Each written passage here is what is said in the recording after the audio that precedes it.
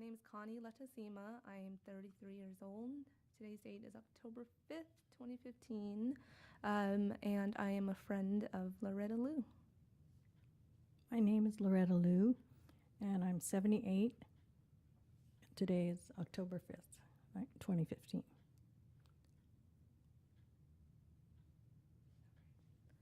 Well, thanks for sitting here with me, Loretta.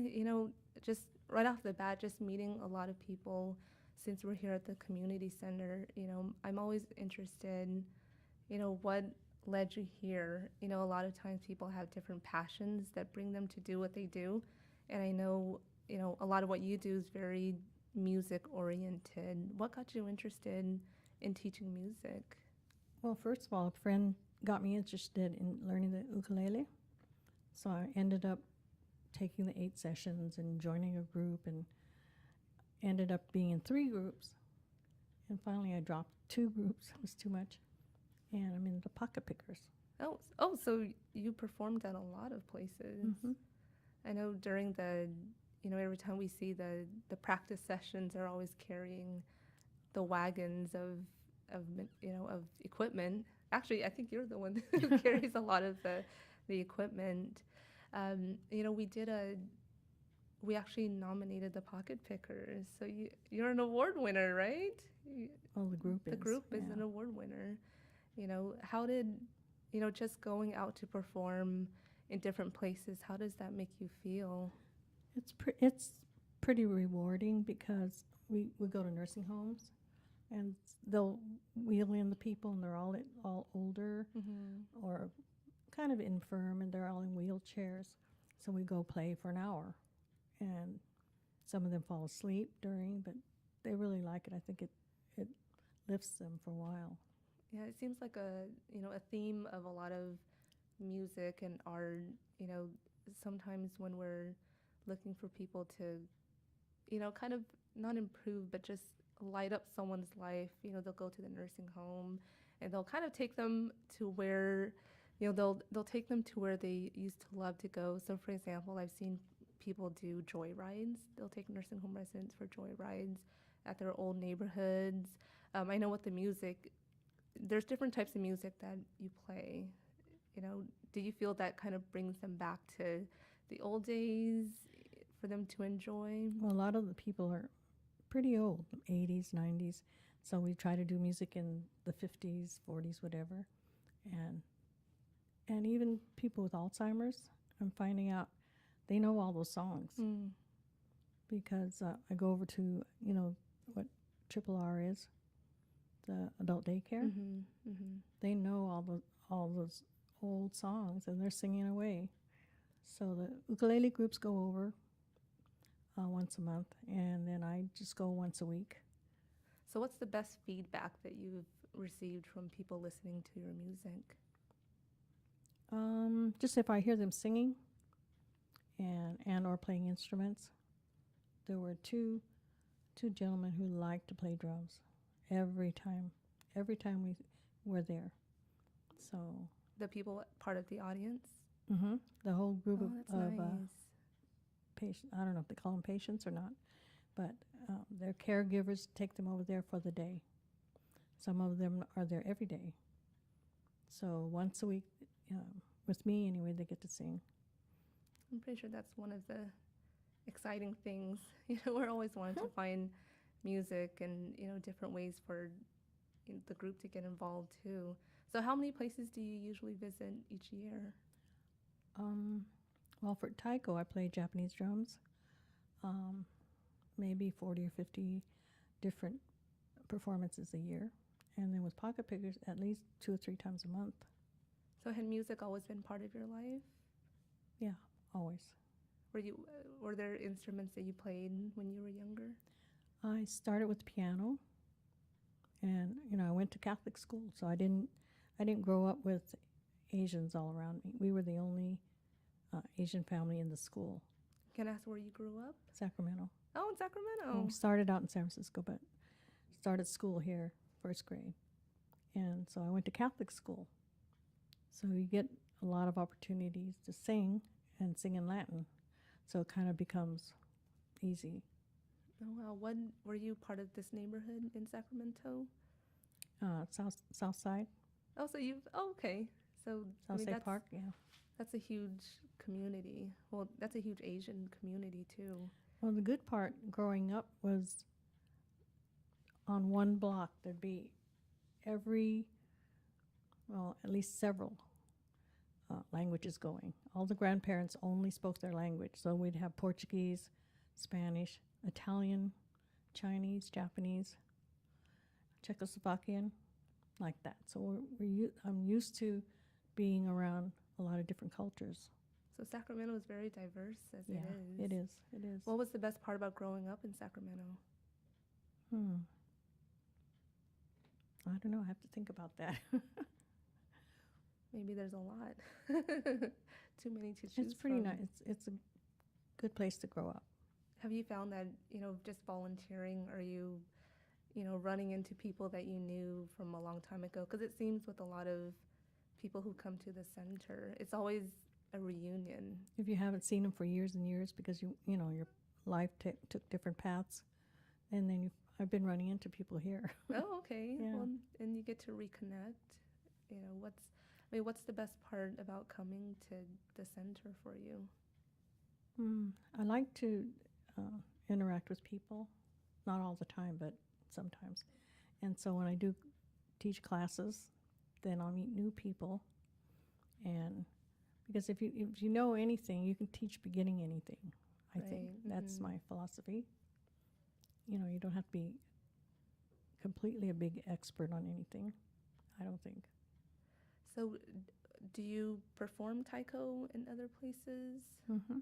We perform all around. We've played it in Berkeley at Zellerbach Hall for International Taiko Festival. Oh, wow. So I've been doing it for 22 years. You've taught you've played taiko for 22 years? Mm-hmm.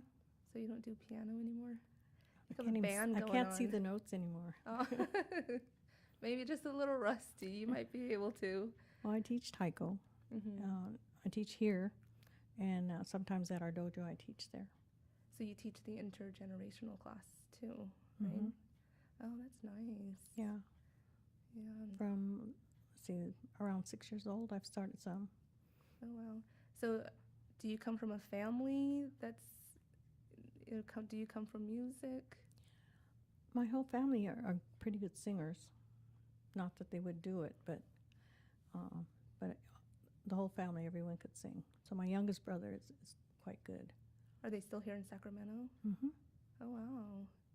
It's always interesting to meet someone who's, I know with our community, a lot of people also come from San Francisco. That's a huge population, who moved here to Sacramento. But just, are you still out in the same neighborhood? Are you still in the same area? Not too far from there. Yeah. So ACC's been part of your life for a while. Well, since I retired, Mm-hmm. and then I don't know what I did the first couple of years. I think nothing, but I have to watch out because I get too busy. Mm.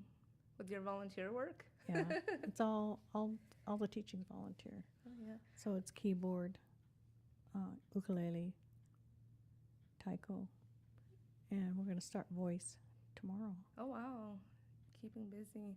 I know I met a volunteer who just retired, and she said, I never knew how I found time to work because she's so busy volunteering, and I mean, it's been wonderful to have you teach. Are you getting a lot of people in your classes, a lot of feedback? A lot of feedback. I had, when I started ukulele class, I hadn't taught before. Yeah. Then someone said, well, is this the first time you're doing this? So I had to say yes. Oh, wow. I keep going back to how you were born in Sacramento? San Francisco. Oh, San Francisco, but raised here. I'm always interested to know, because I know with Sacramento, a lot of people moved here from all over. And we were actually, I can't remember which year, but we were considered one of the diverse cities in the nation. So if someone were to ask you, what's your favorite thing about Sacramento, what would you say? There's a big variety of things to do if you want to do it. Yeah. Yeah. And for me, whenever I see something interesting that I want to try, doesn't mean I could do it. I mean, I've tried, I don't know how many things that I really can't do well. Well, that's how you keep yourself busy. You're always doing something. Yeah. So someone said, well, what is it? I said, well, belly dance. Oh, ballet dance? Belly dance. Oh, belly dancing. Yeah. Oh, It was wow. fun. A lot of us took it when I was living in Reno. And Jodette from Sacramento went up there to teach at the Y. So a bunch of us took the class. Made Oh, our she's the instructor from downtown. Mm-hmm. Right? Oh, okay. I've seen her studio. This was years ago when I was younger. But we had a good time, those of us who took the class. We made our costumes. We had our finger symbols and our beads and whatever. Did you perform at the restaurants? No. we just took the class, and then most of us never did it again. But we had a good time doing that. It's a good Met new workout. people. Yeah. So there's a lot. I believe that there's something out there you want to try, or that interests you. You need to try it. Yeah. So. How long were you doing belly dancing? Just that couple of sessions. Well, it was different, right? But taiko's what I've been doing the longest. Yeah. And then I just started another class because it was interesting and it looked so much fun. Flamenco. Oh, really? Mm-hmm. Well, that's different. I mean, it's always nice to do new things because I think with a lot of people, sometimes they have a fear of trying new things. You know, because I grew up in Sacramento too. You know, what's the biggest change that you've seen here? People moving away from the inner city, and they just kind of spread out, and it's not so friendly out there. In Sacramento? Yeah, I think it's just become too big or something. Well, Sacramento is made up of a lot of small communities, and you know, you kind of have your neighborhood. So with Green Haven, you have your community here. Yeah. And then you go to downtown. Downtown's the community there too. Did you go to Lincoln High School by any chance? Mm-mm. No. Which high school you went to? The Catholic school. I think it's St. Joseph's. I talked to someone and they said for a lot of people growing up in Sacramento who went to Lincoln High School, that was where all the Asians went. Lincoln School, and then they went to Sac High. Oh, so most of the people who went to Lincoln High School went there? Well, Lincoln was, I don't know what grades they were, but it wasn't a high school. Or maybe junior high or something. But, yeah, the friends I have went there. Yeah. So I didn't go to school with Asians, so this is very different to be around a lot of Asians. Oh, so, I mean, so it was a positive experience for you? Mm-hmm. You know, I know someone said, yeah, if you were Asian, you just went to Lincoln High School. You know, and I actually, I mean, I go down there pretty often, and it's called Lincoln Plaza, which is, I think it's a state building. Mm-hmm. But I had no idea that was a high school. Yeah, and so I have friends, you know, who didn't go to Catholic school. It was a whole different thing. Oh, yeah. And you still keep in touch with a lot of them? Mm-hmm. I think Sacramento's, it's growing. It's very, you know, very different. But, so were you so when did you move here to Sacramento? I think I was about 5 or 6. Oh, so you were a little tiny.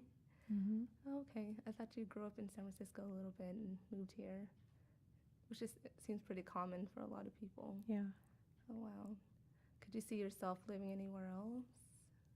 I've lived in Reno. Okay. And a short time in Colorado Springs, Washington, D.C., Yeah. San Diego. Where did your parents grow up? San Francisco. Oh, okay. Yeah. So you're all kind of in the neighborhood. My father's from China, Mm-hmm. and my mother was from the Bay Area. And want to hear something funny? Yeah, of course. She was adopted. And way back then, everything was really secret, and you just never know. So my siblings and myself, there's 6 of us, the 3 of us look more Chinese, the 3 of us look more Japanese. So my mother always said, well, maybe I'm Japanese. So growing up, we're all going, what are we? We don't know. We don't know. So that's why Linda didn't know that I'm not Japanese. She still doesn't know. She Was always, that a big deal to you? well, I remember, I guess, during the war when my friends went to camp, I didn't have to go to camp, Mm. but we would get yelled at. Why aren't you kids in camp?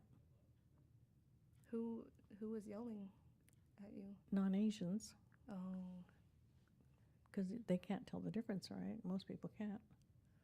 I mean, I've seen some posters that are pretty Yeah. crazy. How to tell the difference between a Chinese person and a Japanese person. So anyway, just every once in a while that would come up. We were outside playing, and someone would drive by and yelled at us. Did That you was usually very have a weird. response to that? No, we didn't. We don't talk to strangers. Yeah. I mean, it's kind of interesting too. I mean, because I grew up here in the 80s, and I think even during that time, there wasn't a lot of, I guess a lot of people don't really know the different ethnicities. So we would be called Chinese all the time, and the interesting part about that was, of course we're thinking, well, we're not Chinese. But then sometimes growing up and thinking, is it bad to be Chinese? Just the way that people would say, oh, you're a Chinese person. And, we didn't know what was so bad about it, and that was just in the 80s, and that's in Sacramento. So it's pretty interesting, but yeah, that's so interesting how, so a lot of your friends went to camp and you didn't. I mean, what were some of your thoughts about that?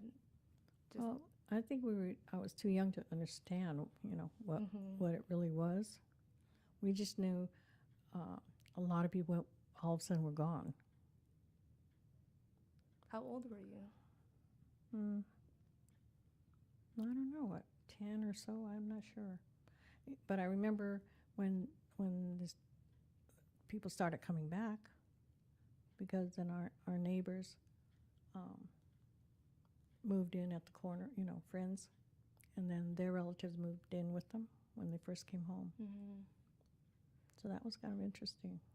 I know some families had other people take care of their homes. Yes. Yeah. Wow. And they would save things for them, which was really great. Did you hear any stories from people who went to camp?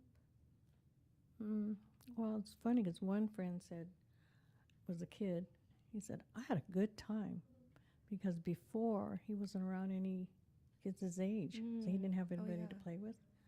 So at camp, he didn't think anything of it other than he was having more fun. It's so interesting, depending on who you ask, their stories are all different. I know because I've asked my own mom, and it was a different camp. It was a camp in Thailand because of the war. So if you ask her, you hear nothing but positive stories. But it's kind of how they see it. Then there was that documentary on music in the internment camps and how that was a huge thing. And we actually lived in the Philippines refugee camp too. So I went back there, and it's a museum now, but if you look at the photos, you see all these different ethnic groups just building their own, like a replica of a national monument. And they actually built that at the refugee camp, just to kind of have a sense of home. So it's, I don't know, that's interesting. very interesting, and just all the little things that they did, even the books that they read, how to use a toilet. I mean, something so simple like that, because toilets are different in the U.S. Yeah, but I think camp was difficult for the older people. Yeah. When they went, Mm-hmm. It really, really tore them up. And I know my other friend, I think her father passed away in camp. Oh. But for the parents, I think it was very hard. Some people were born in the camps, I'm sure. Wow. Where were the majority of your friends? Which camp were they at? I think Thule. Thule? Mm-hmm. A lot of people still do field trips and, Yeah. pilgrimages. But yeah, I don't know. That's pretty interesting. But so any other experiences you heard about in camp? They did have, their shows, variety shows and things like that. And kind of someone wrote a play about it, yeah. just to keep life normal. And they did their sports. Yeah. And did you see, I mean, I know people took pictures too. I mean, there's a lot of pictures. Not sure where they came from, but there's quite a few. But I'm glad. I mean, how was life like for you then? I mean, was it any different? No, we just, we had a big family, pretty big family, so it was a daily thing to go to school, do your homework, help around the house, that kind of thing. Just continue on life like usual. Well, I have 4 brothers and my sister who passed away. And, girls had to do all the work. Mm-hmm. Girls always had to do all the work. My brothers didn't have to do much of anything. And back then, this is a long time ago, we had wringer washers, washing machine, and you had to that was a chore, and hang out the wet clothes. Well, what the boys have to do? Nothing much. What else did they have to help with? That would be They nice. really didn't, because they were boys. Sometimes that's still true in a lot of households. Growing up, it was like that for us too. But yeah, I made sure my boys didn't. I have two sons, and I made sure they didn't do that. They had to do work. Make them do what you had to do. I was thinking back about how your mom didn't, know if she was Chinese, if she was Japanese. I mean, was that a big deal? I think there was something I read way back then. They didn't let Chinese women come. When they let the Chinese men come to work, the railway and all that. But Japanese women came. So that made it kind of maybe, But we can't find out because there isn't paperwork. People were very, very, quiet about the whole thing. You didn't talk about it. Especially if there's no paperwork. I have a friend, so in the late 70s, he was born in Laos, and he was adopted by an American pilot. So for years, he was trying to search for his biological parents, and he thought he found them in Modesto, because I drove him there. And then he learned that the mother in Modesto was also adopted. So he doesn't really know his ethnicity. So with Laos, there's a lot of different ethnic groups like there are here. But then it comes to a point, how it's so important for people to identify with the group. Did you feel that was important for your mom to know? I don't know. I kind of, on the one hand, I think she just said that. Yeah. But on the other hand, maybe. So I have no idea. So when people don't know whether I'm Chinese or Japanese, they always think I'm Japanese. Why do you think that is? I just look more Japanese. Sometimes you just don't know. Well, there were 6 of us siblings, and 3 of us look more Japanese. That's just the way it is. Yeah. Yeah. Did you always grow up knowing that your mother was adopted? Yes. But you just didn't talk about it? She talked about it. Yeah, she talked about it a lot. Because I think she didn't know. Yeah. When did she find out? I don't know. Maybe she still doesn't know. Oh. I don't know. And then one day my grandmother's friend said, "Oh, you're Chinese," because I know the family you came from. Huh. But I don't know if she was really just saying that. And all those people have passed away. It's been pretty long. Yeah. But it's kind of fun. Doesn't really matter. Because that's a big question I always wonder too. After a while, does it matter? Whatever community that you're in, you identify with that community.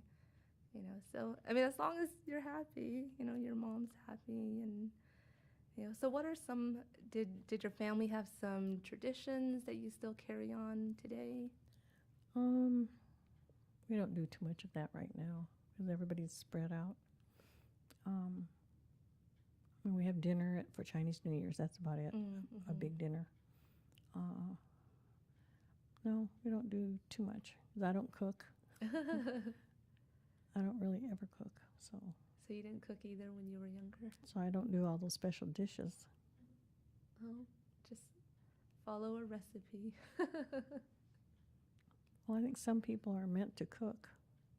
I'm not. My younger son likes cooking, Yeah. but I never did. So your mom didn't make you when you were younger? Yeah, we had to cook. We had a beauty shop in our home Oh, you did? because she got her cosmetology thing at City College. Your mom did? So she partitioned off part of the living room, and so she could work at home. So while she's working, we're cooking, we're doing this, we're doing that after school, you know. So did you have any fun salon stories? Did you have to help her out in there? Oh, yeah. And then those days, they used that big electric thing, Oh, and they clamp it on the, yeah. We'd help washing hair and stuff like that. What are your favorite memories at the beauty school? At the shop? All the different ladies that came in, you know, they'd want this and that, and you know, the henna rinse, that coloring, they liked that, and it was interesting. All these different people would come. well, you get all their stories too, I'm sure. Yeah, one lady came and she was a really good singer, so she'd always want, she'd bring her music and she'd want me to play so she could practice singing. Did you enjoy that? It was kind of different, yeah. Oh. I learned how to accompany different people, you know. And at school, every time we had to go downtown to the cathedral, then I'd get to play the pump organ. Oh, wow. And then later in high school, I got to play the pipe organ upstairs. It was fun. It all, you know, it's all an experience. So music's been in your life for a long time. Long time, yeah. You know, what do you feel is the biggest benefit for you playing music? The biggest benefit I've had, I think it's been from taiko, because I think it helps you health-wise. It's very physical, and I think it also helps because it's bearing down. It helps bone density. I kind of swear by it. You should. So maybe that could be your angle when you teach, getting people to. Well, I tell people participate. that, yeah. Mm-hmm. There just aren't too many of us at this age. I'm 78. The next one down, she's 76. But after that, everybody else is younger. She's teaching the class for you right now? No. Well, it's a nice class to have, you know. So are you part of a taiko organization? Sacramento Taiko Dan. Oh, that's what I thought. Yeah, that's what I thought. How many people are in that organization? I don't know, maybe 15 or more performers. And then there's the other ones who take class. So they teach at that organization too? Okay. So there's a huge interest, it seems. Yeah, so now we have ACC Taiko. As part of, well, we have you as the instructor. We just got our first drum, so that's really exciting. Yeah. Well, we're always asking you to perform at events. You know, people enjoy that. And you guys don't perform at the Cherry Blossom? I think they have those. They kind of stopped doing that the last 2-3 years. At the festival? Yeah. We used to play every year. And then they kind of stopped the one at Berkeley, too. I think it comes down to money. Everything costs so much. Funding. Well, at least the interest is still there. I mean, funding's always difficult. Sometimes we play for my sister's house for the run, and different things like that. Was I was just thinking about something. Was the Chinatown pretty big in Sacramento? No. Because it's pretty small. It's a little area by 3rd and J. Yeah, 3rd and J. Because I know we had a Japantown too, little tiny Really one. pretty small. Because it didn't used to be all those buildings. It was people's homes and little restaurants and stuff. But it wasn't big like San Francisco. Did you ever hang out around there? No. Too busy going to school and going home, doing homework. working at the beauty salon? No, most of the time we were doing the laundry or something, you know. Keeping busy. Yeah, keeping busy. So what are, I mean, so with your own family, are your kids into music? What are some of the things that you think that you kind of helped influence? My boys, when they were young, the older boy was in a boys' choir, but they don't do music now. And the younger one, he was in King and I when he was 9, but he doesn't do anything theatrical. Oh. No, it's just mostly me. I'm the only one. Were you the one? Oh, my younger brother. Yeah. Were you the one who encouraged him to do choir? Yeah. Well, we found out about it, and then he went and auditioned.